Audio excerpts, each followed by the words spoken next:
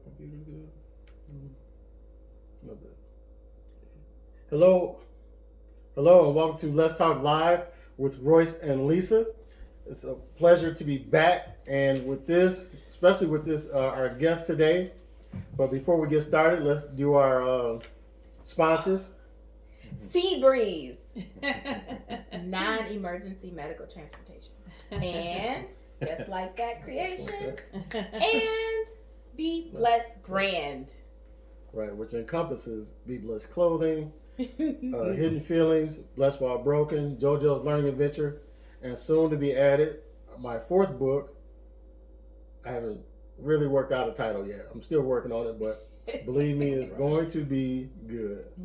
I get excited just thinking about it. Some days I call Lisa and be like, guess what Troy and them did today? Like they real people. And I say, who is Troy and what did he do? Oh, the characters. Right. Yes. Yeah, it get good. Troy and Jasmine is something else, and this book has got a lot in it. It's kind of like a good gumbo. It's got a good mix of everything. It does. So there's some mystery. There's a love story there. A little spice. Some There's scandal. little scandal. There's a scandal. Yeah. Yes. I'm really working hard on this one. Yes. But we're not going to prolong this because I know this topic of conversation is going to be really good. So let me introduce to some, and some of you already know my brother Delvin. I'm gonna try to be good and not call you. Hey. Yeah, And, his wife Brisa. Yes. They're the owners of Sea Breeze non-medical emergency Non-emergency medical transport. That's I'm gonna get it why one I day. do the introduction. I'm gonna get it one day. But they've been. I'll let them just tell their story. You guys want to kind of start how you met, and just tell your story a little bit. Well, we've known each other for many years. We went to high school together. We graduated from East High School, and we've been rocking for 20 years. Oh yeah, for sure. 20 years, yeah. Been a long time. Mm-hmm. Yeah, a long time. It's been a long time, yeah. So, we've grown up together. yes. We have.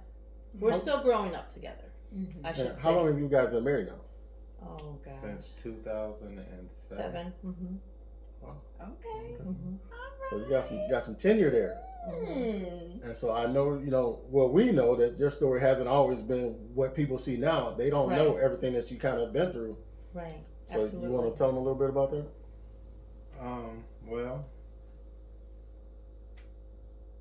how can I say? Let's see. Should I just Just say it. This table is real talk. He fell in love with the dance.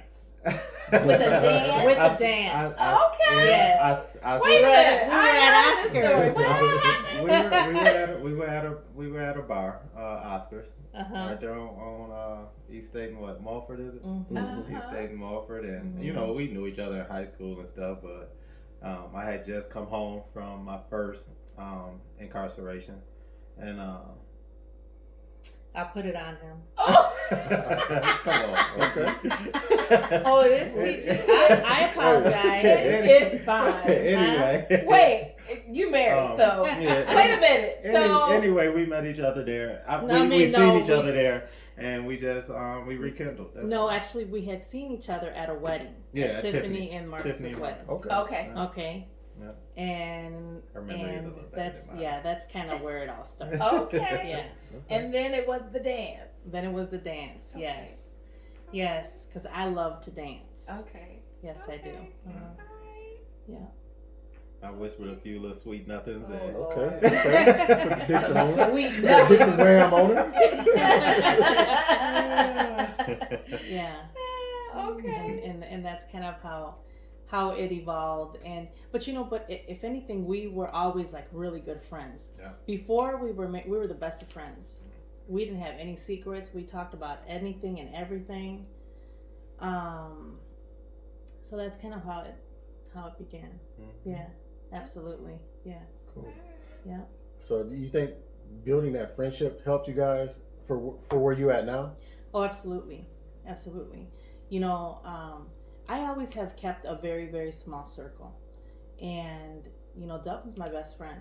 I mean, and, as a best friend, you love each other, you sometimes hate each other, you go through all of these emotions, but that cluster of emotions stays within that circle. And, I'm his strength, he's my strength, and we complement each other. You know, the things that he's good at, I might not be, and then there's a lot more things that I'm better at. Okay. Did I say that right? Yes, I did. Pat my back, baby. Pat my back. So that's what's up. But let's move from there. Mm-hmm. And so you get caught up again. My second incarceration. Second incarceration. You guys were together before that. Oh, absolutely, yeah. We were living, yeah. So we living had together, a child. but you and weren't everything. married. Yeah. We were, yeah. We had Okay. we were together, and definitely, you know, we had such a strong bond where it was just like I never saw myself without Delvin, and I don't think he ever saw himself without me either. I believe that you know, that strength. He really, when he was being spanky in the streets, he was so focused and immersed in that culture. Mm-hmm. But he always knew when he came home that he was going to come home from the streets, and as soon as he closed that door, it was like that peace, that tranquility. This is my home. That's safe. He always came home. You know, that was never an issue that I had. Anyhow, so I felt that it was like a security, a sense of security. And you correct me if I'm wrong, but that's how it always was. So, you know, that sense of security that he felt, that connection, and I think that's just how things just continue to get stronger and stronger in our relationship. You know, I said this one time in one of my Facebook posts that if a woman gives a man a safe place, Yes. where he can feel secure, Mm-hmm. he can be vulnerable if need be, Mm-hmm. then you have something special there. Yeah, Because a lot of men don't have that, and they don't feel that. that's right. And I think part of the problem that men have is because they don't feel that, they don't know how to get it. Correct. So they're always searching for that safe place, Right. if that makes sense. Yeah. It does, but I think to kind of simplify that a little bit is just as Bree said, when he came home and he closed the door, he understood I can put my guards down. Yeah. You know, She was like the one who centered me. yeah, When I come in, I know Spank can stay out there. right, Mm-hmm. right. It's like you can take the mask off, you can take off, Yeah. you know, Right. the The outside. hardness. Yeah. You don't have to be hard. You Exactly. can be soft right here. Right. Exactly. Still so much of a man, Yeah. Mhm. Yeah. but you don't have to Yeah. give me what you give in the world. Oh, that's right. And I think that's a part of like growth, where my growth came in at opposed to now. You know, like, man, it's not to be able to look, not to worry about looking over my shoulder now, and it's just a huge relief. And then Yeah. you know, like opening up sea breeze and stuff like that. It's just, I mean, it's like God's blessing. It's Yeah. just like Yeah. showered over me. It's like He opened up a door. It's like when they told me I was coming home in 2017, Mhm. 17 is, I seen that light flash and I was Mhm. like, okay, it's time. I know what God want me to do. Mm-hmm. You know what I mean? We had been talking about Sea Breeze like 2 years prior to me coming home, Mm-hmm. and she was Right. like, Delvin, that's what'd you tell me? It was I no, it's because the thing about it is that I'm a very smart woman, and I will take ownership over that, and I'll say it again. I'm a very smart woman, and I knew, I always knew that to piggyback a little bit is I always knew that Delvin was going to come home soon. You know, when the world always was like, you're waiting on a man who was sentenced. Well, hold on, before you go there, Okay. because I want to Go ahead. kind Go of ahead. slow walk it a little bit. Mhm. All right. So let's just say when you got caught, Mm-hmm. Correct. and let's just move to the Right. sentencing part. Okay, so So- November 2nd of 2007. The judge said that he was going to send you to what? 20 years. Mhm. Okay. So now, and you guys were married. Just got Yes. married. Yeah, You we're just got married. married before Yeah. that Yeah, day. we're married. Yeah. So when you heard that the judge said 20 years, what did you think as far as your relationship? I was gonna rock it out. Honestly, I never once, and the two of you know that, Yeah, I never yeah. once questioned the love that I have for this man. Mhm. Never once. No doubt. So, I was angry at the judge. I was angry at the situation. But in my heart, I always knew that, you know, Alonso was a baby, he was a newborn, and the judge said that, and I was angry at that situation. But I didn't even act to be completely honest and transparent. I wasn't thinking about that number. I really wasn't. I was. Right. No, he had time to think about that. Right. I did not have time to think about that. Honestly, I was just like, okay, what's the next step? How am I going to take care of Brisa? How am I going to take care of, Alonso? What can I do for Davian? Those were the things that I thought about. But I think that's what women do. Yeah. We go into crisis mode. Okay, Yes. here's my cards. Here's my hand. Let me see. This is how I deal it. This is how I do. This is what has to be done. Yes. You knew wherever it was he was going to be, it wasn't going to be there. So you had to do what Brisa had to do. Yeah. Yeah. And that's a skill that has been embedded within me since I was a little girl. That resilience, that just you put on your big girl panties and you keep it moving. It's like I grew up where I can't. That was something that couldn't come out of me. It's like you figure out a way. Everything has a solution. And I know Delvin has heard me say this every single day, let's be solution focused here. We got to figure it out, and that's just how I have always, that's how I was raised. That's one thing that I can say that I really admired about you. Even though you were angry at the situation, I never really saw you angry at Delvin or, the family or what happened. Right. You were always focused on, like you said, goals. Yeah. How we get from here to here. Yes. How can we get him home earlier? You were almost a lawyer. You were Perry Mason over there. Man, I was on top of it. You in the law books, and you like, tell me, yeah, I was writing everybody letters, legislation, pictures. I was having Alonso send a little pictures. So Delvin, when you heard that 20 years, what did you think when you knew you were gonna have to be away from your family for, at least that amount of time? Yeah, my first thoughts was mom and dad. 20 years. My mom and dad would have been like, 80 years old. If I'd have still right now, I still should be there. But God saw me home, so. My parents would have been 80-something years old, and and my grandmother, I want to see her, so that's all that was going through my head. Of course, my kids, and they gonna be grown. I'm like, oh man, 20 years, man. So them first few months was like, them first few years was like horrible. It was like gorilla mode, like don't say nothing to me. I'm telling you, don't say nothing. You know what I mean? And so. Your first thought is mom and dad, big mama, the boys will be adults. And then you're out of the courtroom. You in the unit. I'm in the unit.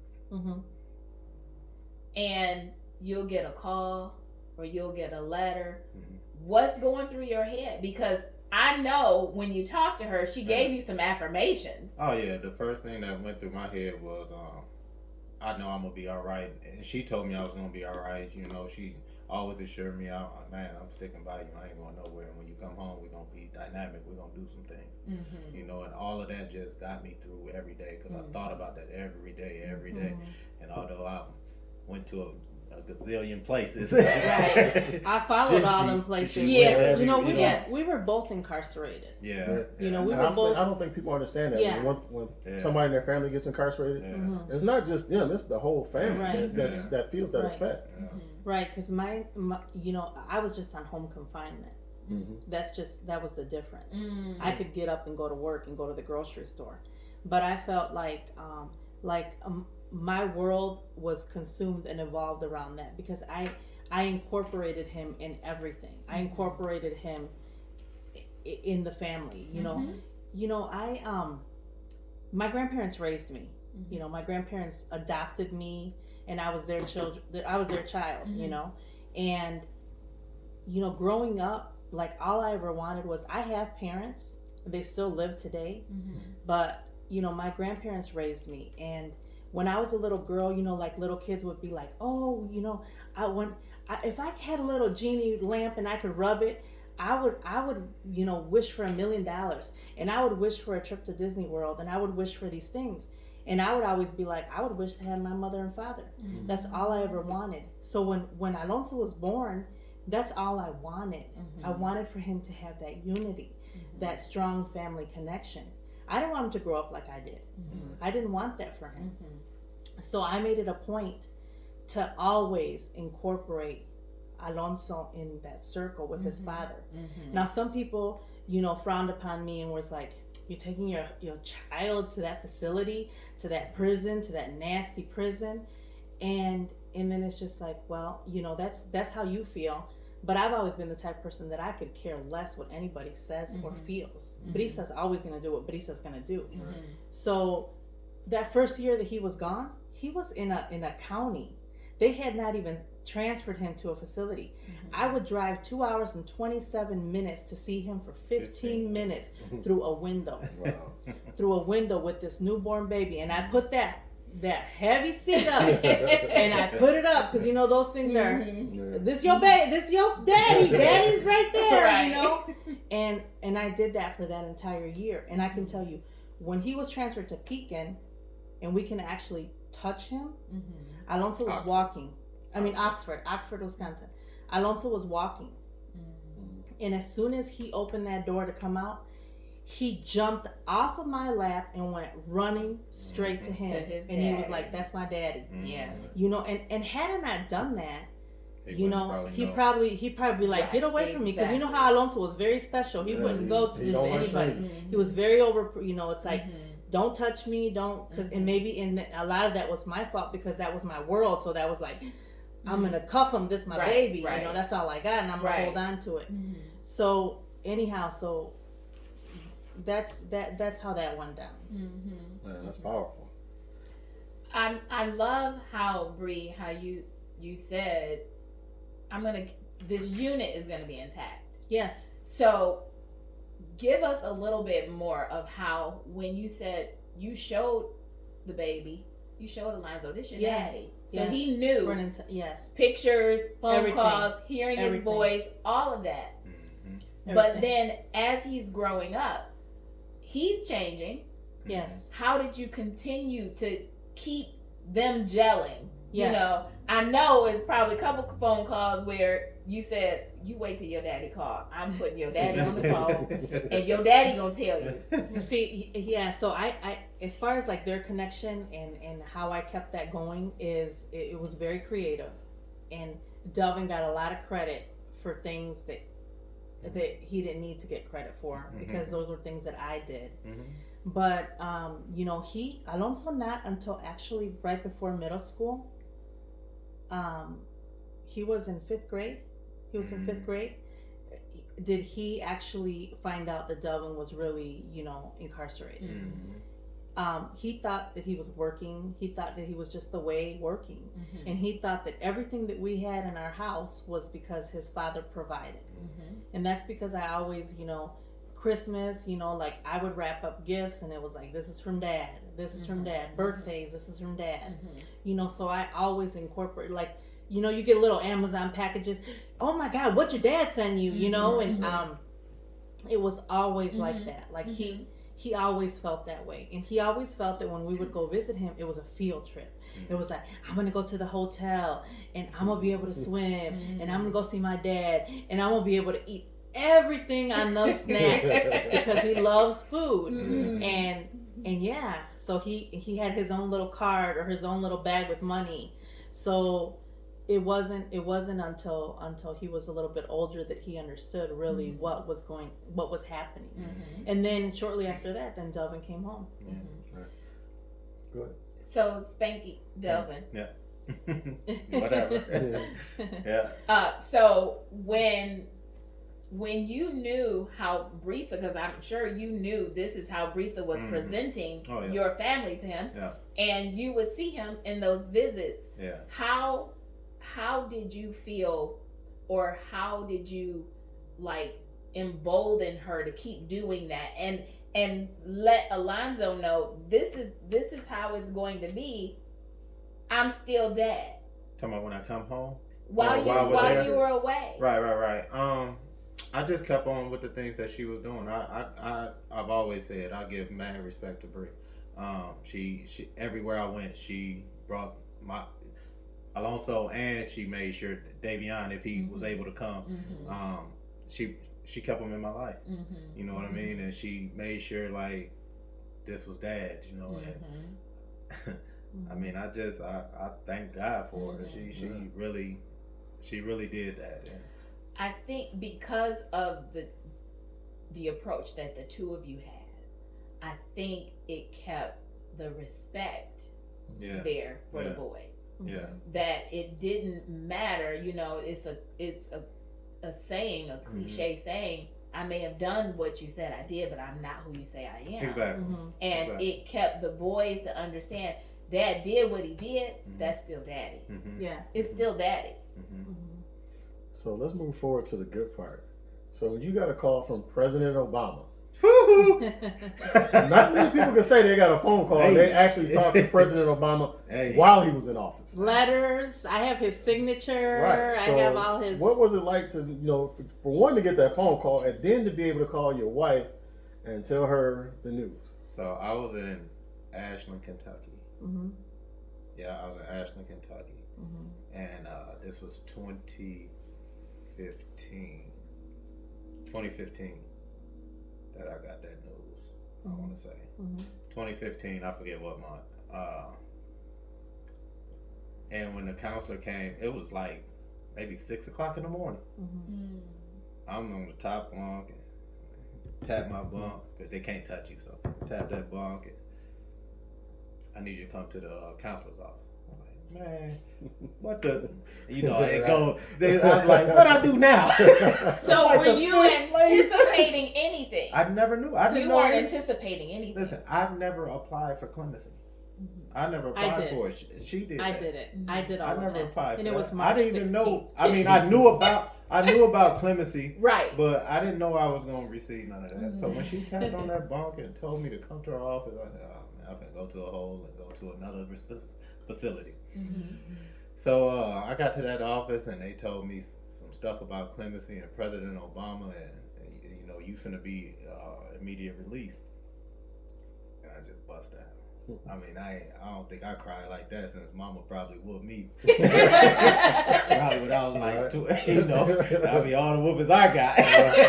But I cried for about 5 minutes, and I got the phone. They put me on the phone with them and told me, congratulations, you know, we believe you deserve a second chance and you're gonna do what's right and all that. And I said, man, if I can reach my hand out right now, here you go, because I appreciate you. And I'm gonna show you, you know. And that's when I called. Who did I call first? I called you. Yeah, I called you. And then I don't even know if I called Mama them. I was too excited. You probably called Mama them. Yeah, she did. She probably called. Daddy called me. Yeah. So you know, it was just overjoyed, man. I was overjoyed and was like, oh, I can't wait. And they told me I had to go to this drug. It was almost frustrating because I was in anticipation now. You know, I was ready. I was like, let me go. Where's the door? Where's the door? For real, where's the door? It was 2 years, a year and a half, almost 2 years later before I came. But you know, I did what they wanted me to do. You know. So when did you start talking about the exit plan? Now that you knew it was coming. We talked about exit plans since day one. Because we always, you know, like I said to you early on in our conversation, is that I was always like, you are not going to serve all this time. You are going to be home soon. You know, I was always speaking it into existence, just constantly. You know, like waking up in the morning and saying, you know, I was thanking God because my husband's going to come home, thanking God. And like I said, people would look at me crazy. Family members would look at me crazy, like, you know, you're letting your life waste away, you know, and you know, saying stuff like that. And so we were just positive about it, you know, we were just positive about it, and we were just like, no, this is going to happen. So I knew realistically that Delvin couldn't come home and obtain an amazing job because of his record. So I knew that, okay. But I also know what goals and what things I want in life. And you know, he always was like, well, I'm not going to work for anybody. You know, right away. I'm not going to come home and work for anybody. And we had discussions sitting, you know, in these she had to bring me down to reality, right? She had to and I said, there go that center part again. I said I'm going to tell you one thing. Yeah. I said I've been taking care of you this time. You're going to come home and take care of me. I said, because I am not going to support a grown man. You are going to contribute just like I am. I said, and just like I get up to work, you're going to get up to work too. So you can miss me with all of that. I'm not going to work for nobody. I'm not going to work for nobody. You're going to work for somebody. So, you know, and I knew realistically, and he's like, well, we're going to open up a business. And I said, oh my goodness, here, because Delvin always has these ideas and this business mentality, and that's just embedded. You know, it's like the money, the numbers, all of that stuff. It's just like all the time. So I was just like, okay, it's got to be, you know, if you want to open up a business, it's got to be a need. It can't be no clothing store again. You know, it can't, you know, something that has all this competition. You know, it's got to be something that is a need today and is going to be a need tomorrow. So we just started just talking about, you know, just slowly stuff like that. You know, we had time to just sit and talk, and and you know, one thing that I'm going to keep it honest, okay, about something is that I kind of miss sometimes is that, not that I ever miss going to any of those facilities, because God knows I never want to go to those facilities. But those 6 to 8 hours, it was mine. Yes. You know, whereas like now I have so many distractions. I got all these things, and it's just like, you know, like that attention is not the same like it was those you know, when we would go visit. You know, it's different. So I do miss that, you know, where I could just, maybe I just need to lock him up somewhere and just be like, sit down and listen to me. Not the lock, but not the lock part. The best thing to do is get him in the car on the highway. Right. Because there's nowhere he ain't going to jump out. But I think it's important for a lot of young couples to hear this, and even older couples. You know, you have to continually create a plan. You do. For, you know, for the next 5, next 10, 15, 20 years. Keep setting those goals, because you get complacent. You know, and like you just said, you wish you could just sit them down sometime, or you guys can just get that time together just to be in each other's face. Because there's so many distractions, you know, out here every day. Even us, when we come home, you know, between the books and the businesses and her work, my job, there's all these different things. The stuff we do at the church, the ministry, we still have to take out. We look forward to like sometime on a Friday night when we ain't got nothing to do. Saturday. Or even a whole Saturday, we can just sit and do whatever we want to. It doesn't happen often, but when the time does present itself, we take full advantage of it. You know, and then if we decide to do something with somebody else, then that's a decision that we make together. But we're going to spend that time together. And I didn't get that in our first marriage. To be honest, I really didn't look forward to it, because we'd always argue. Or that was what I would presume was going to happen. To go out. You know, I was trying to get away. You know, I appreciate. I mean, I think that's part of growing up, though. You know, it had to, because I had to learn that it was real hard for me to really sit back and think like, dude, you finna come home. You have to go to work. You got to go to work. And I wasn't thinking like that until them last few talks we had. You know, and she was like, Elvin, you go to work, then we can do something. You know what I mean? She said, you just can't come home and just think you're going to open up a business, you know. So, you know, after I had just soaked it all in and understood exactly what she said, you know, like I said, she centered me. So, I had to, I'm still realistic goals, you know what I mean? It's okay. It'll never stop. She has to. Yeah, it'll never stop. I guess you can tell we're brothers because Lisa sends me, you know, someday I have all these great ideas and things that I want to do, and I'll tell her, she's like, bro, slow down. You can't do that just yet. Right. You know, there's things that we got to do. So, you know, she's more detail oriented. I'll have a master plan, Yeah. But then she brings in the tiny details to make sure that everything works the way it's supposed to. So you get home, you went to the halfway house first, then now you're home. You find a job at Woodward. Yes. And so how did that go? You know, for the two of you. Now you're home. You know, now you got to go to work every day, so you're not spending the time like you used to. Now you got, and then you still got, Alonso. Was it a point in time when you first started working at Woodward Governor that you felt like I turned into my dad? Where I am punching the clock. I'm being the husband. I actually, for real, I actually loved Woodward Governor. I went in there and I could. You did a good job. Yeah, I loved going in that place. You know what I mean? Because I love just collecting the checks. Yeah, that's what she said. Hey, we're gonna put all your checks up. Yeah. But this is new to you. It was a new role. I mean, employee, husband, dad in the house. Yeah. This is a new role. Oh yeah, now right here. When you when you first came home, it's like all of this is new to you because when you left, you were newlywed. Yeah. So you didn't have like the house, the car, 2.5 kids, and the dog. Yeah. You know, and you come home to a home. Yeah. Where you got a whole new role to play. Now you husband. Yeah. I remember telling him, you gotta cut the grass. And he's like, oh, I have allergies. I can't do that. Here's a pill for that. There's a pill for that. Good idea. Get out there and do it. Get out there and cut that grass. And I remember the first time he cut the grass, I mean, it wasn't a great job. But he cut the grass. The deal was good. And I sent a little video to your dad, and he was like, you got my son out there cutting the grass. Well, what you think? I'm a cut the grass. Right. Like, who are you protecting now? Yeah. You know, it was a blessing to come home to everything, man. Kudos to Tasha. You know, I love cuz she got me in there, and I loved going into Woodward. I really miss it too. It was some good people in there. He's still friends. We actually went to a wedding not too long ago of friends of his that he met there. So what was it like being a husband, head of the house? He's still learning. It's still, and be honest with you, I'm still learning. Yeah. Just being completely honest, I'm still learning. Like I said, she centers me. I had to come back. Like she's like, Spike ain't coming out. Get back. Right. Who is walking through the door? What? Yeah. But she, it's coming along. I'm growing. I'm growing. Bree, what was the hardest part about having him back?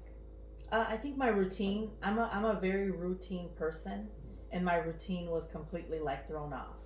So for the longest time, it was just me, Alonso, and the dog in the house.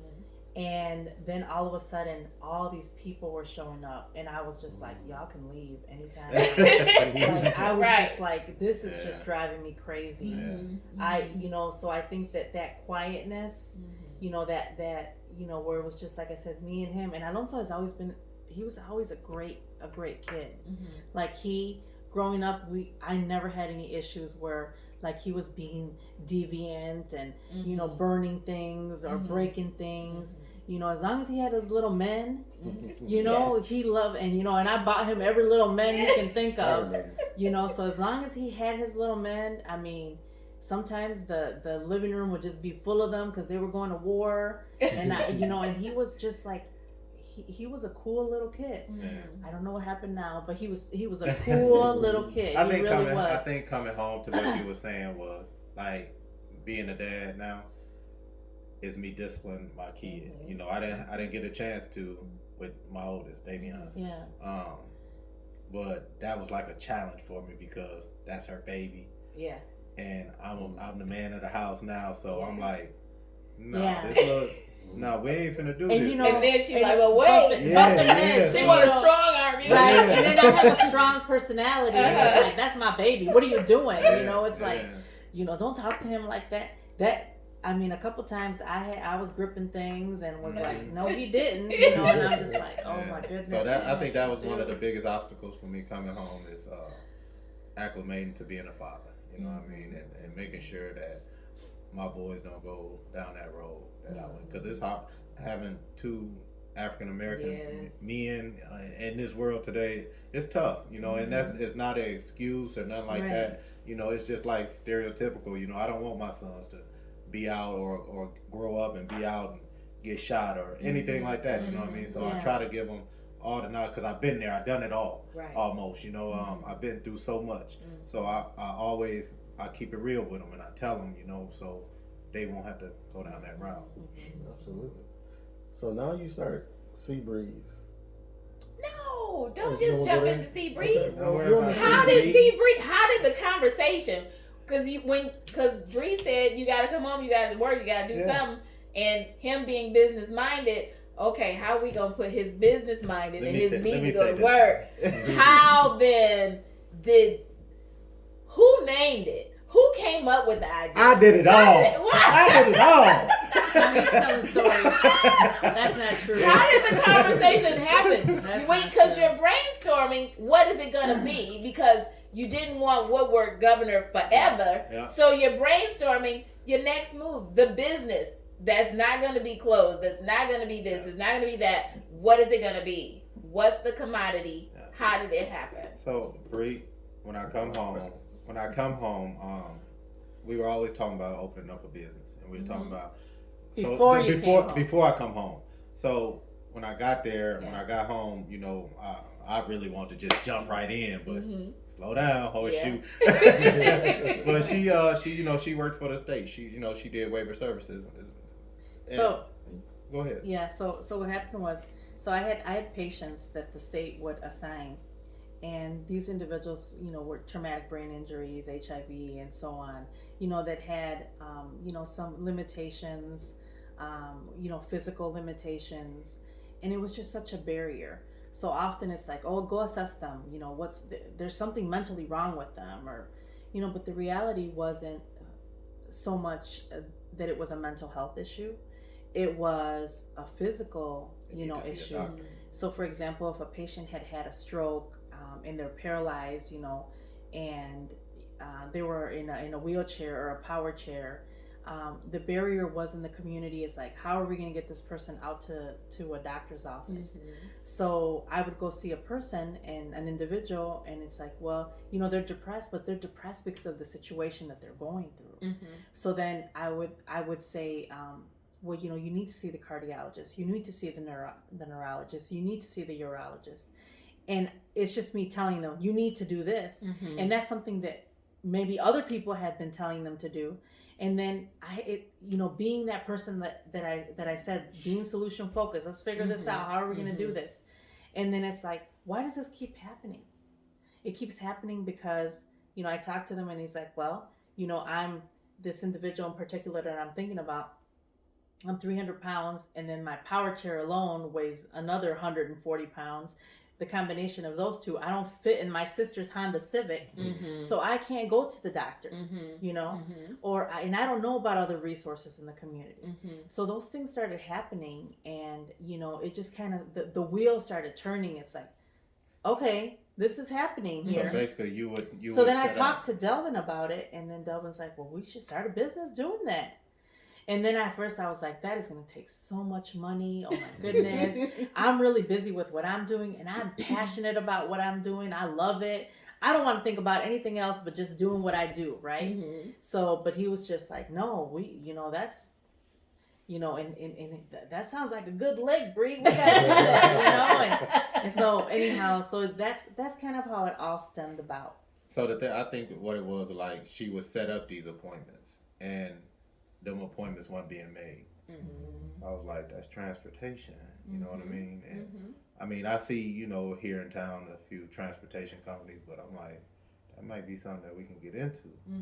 And so she was telling me about paratransit and stuff. So I started doing a little research, and because she would work all the time, and I was like, yeah, we should do a non-emergency medical transportation. And we were struggling with the name at first. She was like, what you gonna name it? And what you gonna do this? And did you look up this? And did you do that? And I'm like, no, this for you. You do it. Everything she do. For me. Yeah. I'm telling you about it. Right. Now make it happen. You make it happen. You know what I mean? So yeah, she got to looking into it more and more and more, and you know, and it took a solid year. Yeah, it took a solid year. Maybe a little longer than that. Then I was coming up with some weird names. Yes, he was. And then so she really did. She just like, you should name it my name. And I'm like, Brisa Transportation, get out of here. No, yeah. Brisa Transportation. It's like the meaning of my name is Seabreeze. But he said means sea breeze. Mm-hmm. Okay. Yeah. Yeah. You know, in Spanish, that's what right. I'm right. like, yeah, that sounds nice. I like that. I like that one. And then that's where the logo came in place. And I was like, it all worked out. Yep. Sometimes God has a plan that we do not see. Mm-hmm. You know, it's exactly. like a bunch of little puzzle pieces that when you finally put it together, you're like, man, that's nice. That's a nice picture you don't put together there. Yeah. Because even when we got divorced, all the things that we went through brought us to where we are now. And now, you know, we see the blessings that we couldn't see before. You know, I was kind of like you when we got the divorce. I remember sitting in Mama's room, and I even put this in my book, that I felt like I was incarcerated too. Because I feel like this is all I have, is just this little bitty room and the clothes on my back. I didn't have nothing else that was mine. I didn't have my own house. I didn't have my own car at the time. I didn't have nothing but a job and some clothes. So after, you know, seeking God and, you know, praying, doing a whole lot of praying, you know, things began to clear up. And, you know, as I said in the book, the closer I grew to God, the closer I grew to her. And then when he put us back together, things just started happening. We started doing things differently. We started talking different. Our ideas, we made plans like y'all did. And it was just crazy to see where all the four of us have come from since that time. You know, since your time of being incarcerated, since our time of the divorce.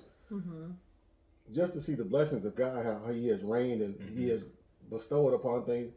As my wife said the other day, you know, he's restored back what the enemy took from us. And now we're just getting back where we should have been years ago. I think God just want to see that humility, that humbleness. Definitely. You know, once you get that humbleness, and that's where that abundance of blessings come in at. You know? And it took a while for me to understand that. So. And sometimes he got to put us in that quiet place in order for us to hear. It was pretty quiet. He had a lot of quiet. Thank God that, you know, my time wasn't like your time. Yeah. That my time was a little shorter, a lot shorter than your time, but in the same sense, he had to get us away from all the other distractions in order for us to hear him clearly. Because he clearly gave you a plan for when you get out with Seabreeze. He clearly gave me a plan once we got back together, you know, to start the business, to start the books and doing everything that I'm doing now. So, man, this has been a blessing just to even talk to y'all and for y'all to share this story, because I'm sure there's a lot of people out here who can relate to what we've said today. Oh, yeah, for sure. You know, the situations may be different. Right. But the circumstances are still kind of similar. Absolutely. The thing is, I think, because, you know, with this being a marriage ministry, I think what you show, what we've shown, is that there is no perfect relationship. No. Everybody's tests and trials are their tests and trials. Some of the tests and trials, take them out. But you have to find something within yourself and within each other to say, I'm holding on. I'm going to toe this road until I can't. Right. And then when I can't, that's when I need you to do it. Right. And we'll tag team. Because I'm sure there were phone calls, even though you said, I don't see my life without him. I'm sure it was some heated phone calls in the years that he was gone, where you was like, dadgummit, goodbye. You know, even for a moment. You know what I'm saying? Absolutely. But yet and still you stayed in it. You know, it was never enough to say, enough is enough, and I don't want it. And to be honest with you, you know, I told you that Alonso was so little when he left. So a couple months. My life was consumed around raising this little boy who demanded so much from me. And then at that time, like, Delvin left, and then the next day after that, I started working for DCFS. Like, literally, we took him that night. Me, you, Lamar, all of us, we took him. And then the next day, I started a new job, and I was working for DCFS, which was a very it consumed my life. Alonso and DCFS. So I was so busy that being completely honest and transparent, I didn't have time to think what's the next move, you know, or to even think, oh, well, this is what I want. No, because whenever I had free time, I was in the visiting rooms. She came to see me in all 7 facilities. 7 facilities. I remember. Yes. So them highways was my friend, and that music, yep. I sure did. I can't sing for nothing, but I was singing away in that highway. Right. Yeah, get them out. Get them out. So, can you imagine driving them hours to see, and then come to find out you can't see them? Yeah. And you got to drive all the way back? But she was able to see me. She was able to see me. It's just because I japped out. Yeah. It's just the circumstances. You know, when you go and you're not in population, you're in a hole or whatever they wanna. You got to be like so far apart and stuff like that instead of her being on me and Alonso being there. So that's probably what she was. Even when I thought about how to even title this segment, being married in the midst of a storm. That was a storm that a lot of people would succumb to. They don't make it through that storm. They don't make it through. No, they don't. It's easy. It's easier to just quit. Just be, hey, I'm done. I ain't got to do this. That's hard. Right. But you know, when a lot of people, and that's why your vows are so important. They're very important. And I think people don't understand. I said this before. People don't take their vows serious. When they take their vows, I'm just repeating this so we can get to the honeymoon and get to the good part. But those vows, you are making a promise to God and whoever else you're in front of. But the most important thing is you made a promise to God to love, honor, cherish, the death, this part, all of that. Right. You know, some people make up their own, but there's still vows that you make this promise to one another, and to see that you guys stuck it out for all that time. Right. You know, and I know it wasn't easy because I remember the day that we took him down there. You know, and that was the last time we seen him. Right. For that we were able to touch him for a while. Yeah. Yeah. So it was hard, and even for me as his brother, to see him, chained and and handcuffed or whatever. Yeah. And then you remember when that guy's like, can't hug him. You can't hug him, and I said, "Why can't?" Because he is property of the federal government. And then I remember turning around and saying some choice words about, my ass he is. Like I said, it was hard. Property. No, I was. I mean, I remember that. I'm not. Like I said, as his brother, this is who I am. As my job, I had to handcuff people. So for a long time, I had a hard time just handcuffing somebody because it reminded me of that day. Yeah. But then, like I said, when I heard the phone call, I remember the joy that came with that. And now I remember having the phone call, bro, you got to do something different. Yeah. Because we can't go through this again. Ain't no question. Right. And so I'm sure y'all had that same conversation. We can't do this again. Right. Yeah. So, like I said, to see y'all doing something different now, to come up with a plan for your marriage, and just to see your marriage flourish the way that it has, is a true testament to God and, like I said, to your strength, to both of y'all's strength, because you could have came out and wilded it out again. Yeah. Right.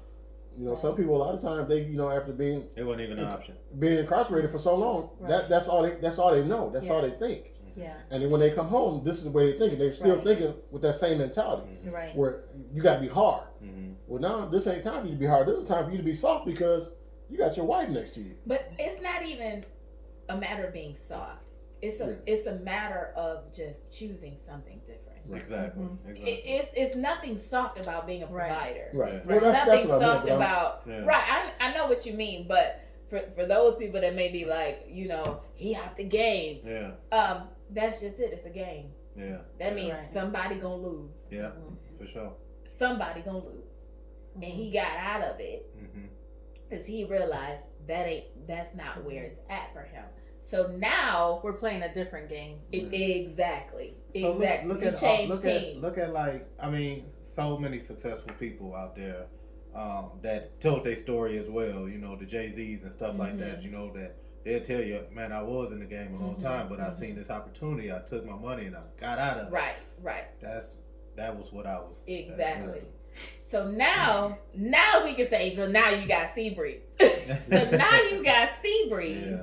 It's amazing. And it's mind blowing. Yeah. It's mind blowing seeing the two of you. Yeah. Okay. It's before you go to we're almost at an hour. Okay. So do we want to go a little longer or do we want to bring back part 2? It's up to y'all. So, I know this is y'all why I know got y'all got work to business do. to So do, y'all got we don't want Seabreeze to to do. monopolize y'all time. Like I said, we'll come back. Okay. Yeah, it doesn't matter. Whatever. All right, we'll pick up right We're at. gonna So do now part we two. got Seabreeze. So now y'all got Seabreeze. That's Seabreeze. But again, thank you guys for tuning in. As always, if you got any topics that you want us to talk about, please feel free to inbox us or whatever. Stay on the lookout for Be Blessed Clothing. Everything encompassing Be Blessed brand. If you have a non-medical emergency transportation situation, feel free to call Seabreeze, give them a call or hit me up, and I'll make sure that you get in touch with Delvin. And the number is 815-708-7807. So I'm sure you guys have seen the white vans out in the city, doing that thing. And not only that, though, as a community member, I appreciate you guys offering this service because it's a lot of people who really need you. Yeah. And the services that you provide. And we love our people. And so, and that's one thing I can say about, Seabreeze.